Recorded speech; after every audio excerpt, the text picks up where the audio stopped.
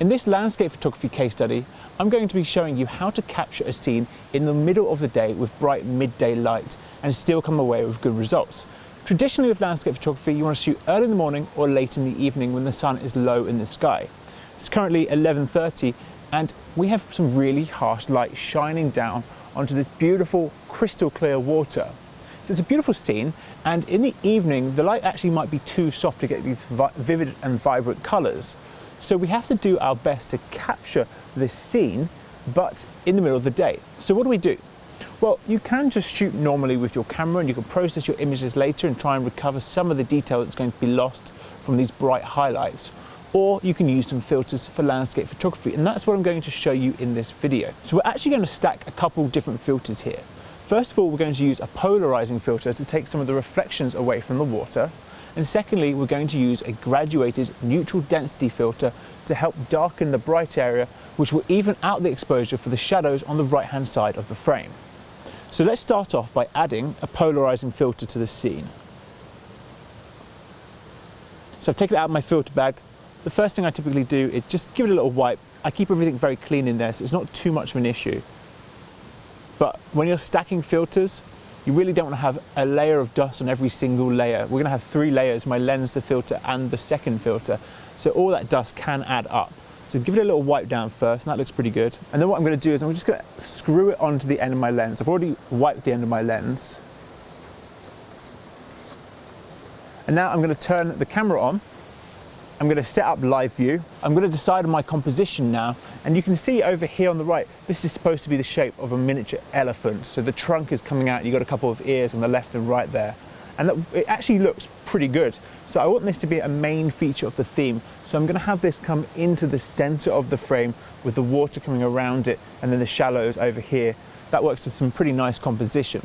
Now that the composition is set, I'm going to focus, and this is what I traditionally do with most of my landscape photography. I switch to manual focus in live view by zooming into about 1/3 of the way into the frame.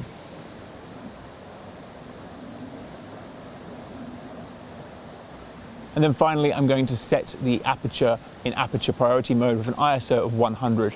Tons of natural light here, so we don't need to worry about pushing our ISO too high. I think I'm going to set the aperture to this scene to f8 because we have not too much depth to the scene, and I typically get slightly sharper results at f8 versus f11. With this exposure set, my camera is telling me that the shutter speed is going to 1/20th of a second. Now I know from experience that this might add some motion blur to the water, especially as we start to layer on yet another filter. So I may have to shoot in manual mode, set a higher shutter speed and increase the ISO, but we'll come to that in a moment. Now that the composition, the focus and the exposure is set, I'm going to adjust my polarizing filter. There's a couple of reasons why you might use a polarizing filter. One of the main reasons is to remove glare and haze from the sky and make the blues much more vivid. But in this scenario, we're going to be using the other reason that you typically use a polarizing filter, and that's to remove the reflections from the water. So when I look at this scene here, I can see that there's some reflections down in the bottom right, which are a little bit too distracting. We've got some reflections from the whites of the rocks over there in the water, and a couple little bits over on the left there. So what I'm going to do is I'm going to adjust my polarizing filter. But actually, I'll take a photo as it is now. You can see the bottom left-hand corner, and underneath these rocks about halfway through the frame, there are some reflections.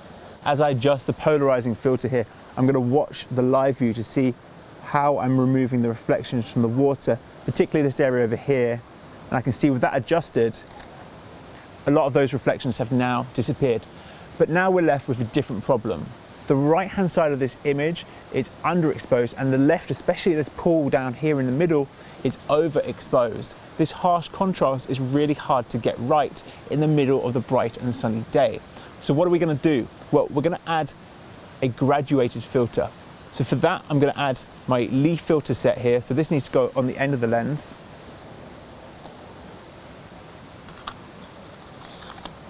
And I'm stacking this on top of the polarizing filter that was already there.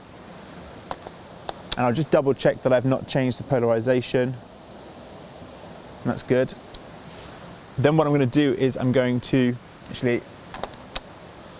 grab the graduated filter. I think I'll go for a 0.6 to start with. I'm going to put this in the end of the filter holder like so.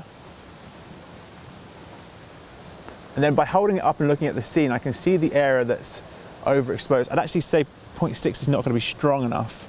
So let's switch that to the 0.9. That's good. This is where you have to be very careful not to knock the polarizing filter here. It's not often that I use both the polarizing filter and the graduated at once, but in situations like this, it is possible. You just have to be very careful. So I actually want to have this filter across most of the frame. So I'm going to stick it all the way to the edge there, and just looking at the scene myself, I'm going to pull it up, put it on the end, just like so. And you don't actually have to put it on until you've looked at the scene. You can see how that's going to change exposure. So without this filter on, I can see it's very bright down there and very dark over here. If I just hover this over the lens though, we're bringing out some of the details in the shadow underneath this elephant's ear. And we're certainly making this area right in the middle here. We've got this white rock that's reflecting back up to us. That's a really harsh exposure at the moment, and we're bringing that down by adding this filter. So now that I'm happy with this, I'm going to add it to the end of my lens, and I'll take a photo. So just on first review with that, I think I might have gone a little bit too far over to the right with that graduation. So I'm going to bring it back a little bit just by pushing this in.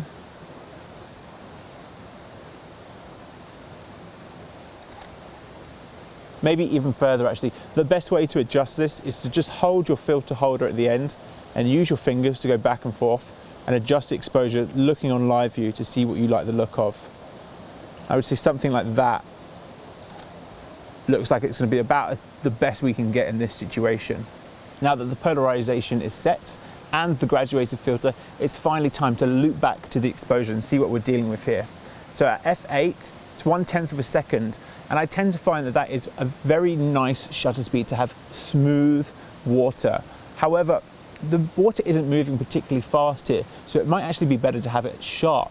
So we're going to take both photos here and compare and see what we like the look of.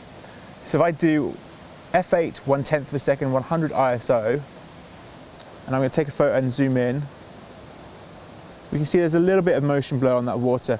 I think if we just bring that back up to maybe, if we set the ISO to 250, that's going to go to 1/25 of a second. At 24 millimeters, that's a good shutter speed to have a sharp image. And let's try that again. And what I'm going to do is I'm going to press preview on the image so I can see the last image I took. I'm going to zoom in down towards this bottom area of the water, and I'm just going to go back and forth to compare the two images.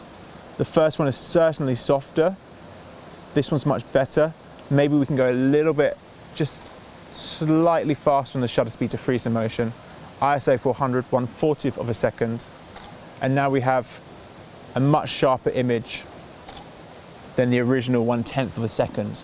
So that's the whole process of using filters with landscape photography. We've used a polarizing filter to remove the reflections from the water and a graduated filter to help even out the exposure in these harsh lighting conditions. Thanks for watching. I hope you enjoyed this landscape photography case study. If you have any questions, please leave them below.